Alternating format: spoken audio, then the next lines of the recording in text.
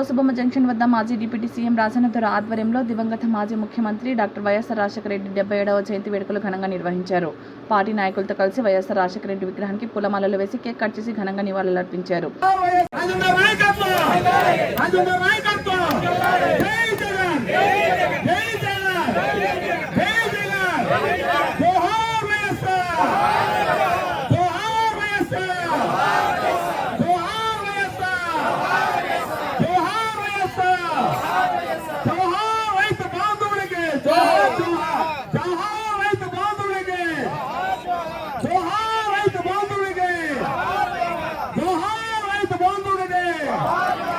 జోహార్ వైఎస్ఆర్, జై జగన్, జై జగన్, జై జగన్, జగన్ నాయకత్వం, జగన్ నాయకత్వం, జగన్ నాయకత్వం, జోహార్ వైఎస్ఆర్, జోహార్ వైఎస్ఆర్, జోహార్ వైఎస్ఆర్. 3 సార్లు బోయిన్ రాజయ్య గారు 2 సార్లు, అంటే ఆయన కాంగ్రెస్ పార్టీ పని వదిలేసి ఇండిపెండెంట్ గా వదిలేసి మొత్తం 5 సార్లు కాదు. ఇప్పుడు సంజయ్ రాయన్ గారు 6 సార్లు, ఎమ్మెల్సీగా సంజయ్ రాయన్ చూస్తే 7 సార్లు. అంటే మీరందరూ కూడా 7 సార్లు ప్రాతినిధ్యం వహించారు సాలూరుకి. ఈ నియోజకవర్గం అభివృద్ధి చేయలేదు, మీరు సిగ్గు లేకుండా అభివృద్ధి గురించి మీరు మాట్లాడుతున్నారు. అదేవిధంగా సాలూరు నియోజకవర్గంలో 2 సార్లు టీడీపీ మంత్రులు ఉన్నారు. బోయన్ రాజయ్య గారు చేశారు, ఇప్పుడు సంజయ్ రాయన్ గారు చేశారు. అభివృద్ధి ఎవరు చేయాలి? మీరు చేయాలి. అలాగే ఈ రాష్ట్రాన్ని కూడా ఎక్కువ కాలం పాలించిందే టీడీపీ, ఎక్కువ కాలం ముఖ్యమంత్రిగా ఉన్నది చంద్రబాబు నాయుడు. అదే అభివృద్ధి జరగలేదంటే దానికి బాధ్యులు టీడీపీ, చంద్రబాబు నాయుడు గారు. ఈ సంచారాన్ని ఈ బాధ్యత మాత్రమే గుర్తు పెట్టుకోవాలి. రాష్ట్రంలో ఎస్టీ కమిషన్ మెంబర్ తీసుకున్నారు, కానీ కనీసం ఆయన పేరు శిలాఫలకం ఉంది కదా, ఆయనకి గౌరవిద్దామని శిలాఫలకం కూడా అధికారులు పెడతామంటే వద్దని చెప్పారు. మీరు ఇదేనా మీరు నేర్చుకున్న సంస్కృతి? ఇదేనా మీరు నేర్చుకున్న సంస్కారం? ఇదేనా మీరు నేర్చుకున్నది? ఒక ఉపాధ్యాయులుగా కూడా నేర్చుకున్నది ఇదేనా అని అడుగుతాను. మీకు పిల్లలు కూడా ఇదే మీరు నేర్పించారని అడుగుతున్నాను నేను. వెళ్ళేది అంతేకాకుండా నేనే కట్టించాను డబ్బా కొట్టుకుంటున్నారు. చివరికి మేము అక్కడ వేసిన శిలాఫలకాన్ని కూడా వేయలేదు. బొత్స సత్యనారాయణ దయవల్ల మీరు రాజకీయాలకు వచ్చారు. ఆ శిలాఫలకం వేయించింది బొత్స సత్యనారాయణ గారు. నేను మంత్రుడు కాదు అప్పుడు.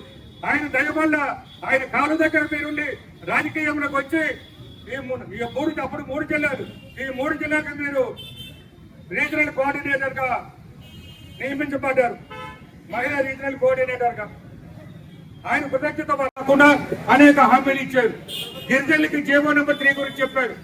జీవో నెంబర్ 3 ఇవ్వలేకపోతే ప్రత్యామ్నాయ జీవో ఇస్తారన్నారు. ఇచ్చారా అడుగుతున్నాను. మరి ఎప్పుడు ఇస్తారు చెప్పగలరని అడుగుతున్నాను. ఏ నెలలో ఇస్తారు చెప్పని అడుగుతున్నాను మంత్రి గారికి.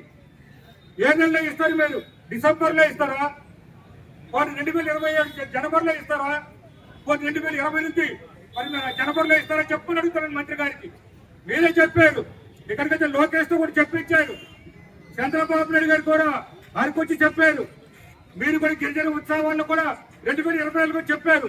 సిగ్గు లేదా అని అడుగుతారు మంత్రి గారికి కానీ ఈ ప్రభుత్వానికి కానీ. సిగ్గు ఉంటే మీరు వెంటనే మీరు ఏదైతే గిరిజనులకి జీవో నెంబర్ 3 కానీ ప్రత్యామ్నాయ జీవో కానీ ఇస్తామని వెంటనే అమలు చేయాలి. గురించి మాట్లాడతారు. చర్చించుతాం రమ్మంటే రారు. ఇదే ఇక్కడ చర్చించుతాం రమ్మంచాము. విలేకరుల ముందు మాట్లాడదాం రండి. విలేకరుల ముందు చర్చించుతాం రండి. ఎవరి కాలం ఎవరు చేశారు? ఈ నియోజకవర్గాన్ని ఎక్కువ ఎవరు పాలించారు? ఈ రాష్ట్రాన్ని ఎక్కువ కాలం ఎవరు పాలించారు? రమ్మంటే సిగ్గు లేకుండా రావు. తిరిగేమో ఎక్కడో డబ్బాకాయలు కాలుస్తారు, ఎక్కడో వీళ్ళందరూ కూడా డబ్బా కొడతారు. కాబట్టి సాలూరు నియోజక ప్రజలందరూ ఆలోచించండి. కొత్త వలస ఉన్నది. ఆయన ఆశ్రయం స్కూల్లో 3వ తరగతి కూడా జాయిన్ చేసుకోవచ్చు, కానీ 3వ తరగతి వాళ్ళని జాయిన్ చేసుకోవద్దని చెప్పారు. అక్కడ పిల్లల్ని 3వ తరగతి వలస జాయిన్ చేసుకోకుండా ఎక్కడో పంపించమని చెప్తున్నారు. అలాగే కొన్ని స్కూళ్ళను 7వ తరగతి తీసినారు, మన స్కూళ్ళలో 9వ తరగతి తీసినారు, కొన్ని స్కూళ్ళలో 10వ తరగతి తీసినారు. స్కూలే మూసేస్తున్నారు. ఒక మెమో ఇచ్చారు, మెమో ఇచ్చి స్కూలే మూసివేస్తున్నారు. ఇప్పుడుగా గిరిజన సంఘాల్లోని వ్యతిరేకత వచ్చింది. ఇదా మీ విద్యా విధానం? హాస్టల్ మూసివేయడం, ఆశ్రమ స్కూల్ మూసివేయడం, పిల్లలను ఎక్కడి నుంచి ఎక్కడ ఆశ్రమ స్కూల్ ఎన్టీ రామారావు గారు మాత్రం ఎందుకు పెట్టారు? గిరిజనులకు దగ్గరలో ఉంటే పిల్లలు కూడా అక్కడ జాయిన్ చేస్తే బాగా చదువుకునే ఆలోచనతోనే ఎన్టీ రామారావు గారు పెట్టారు, క్షమించారు. ఈ నెల 12వ తేదీన కూడా విశాఖపట్నం కూడా దీనికి సంబంధించి మేము మీటింగ్లు కూడా పెడుతున్నాం. గిరిజన సంఘాలన్నీ కూడా మీటింగ్లు పెడుతున్నాం. అక్కడ కూడా తేలుస్తాం మంత్రి గారు గొప్పతనం, అబద్ధాలు ఏ విధంగా చెప్తారని.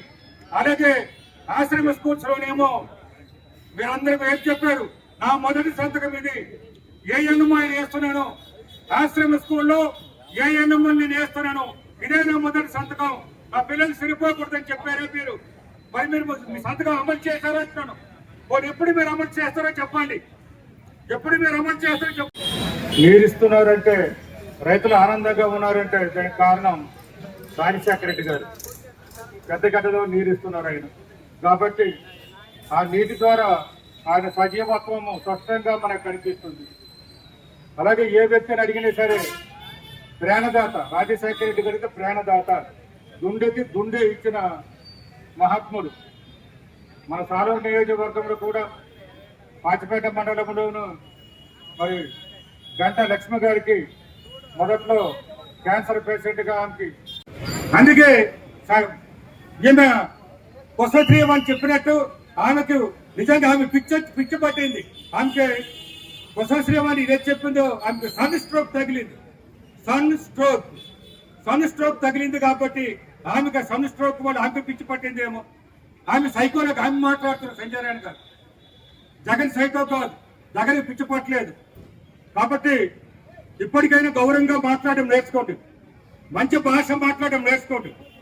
మీకు ఎలాగో మంచి వాళ్ళు కాలేదు, మీ ప్రభుత్వం మంచిది కాలేదు, మీరు మంచి వాళ్ళు కాలేదు.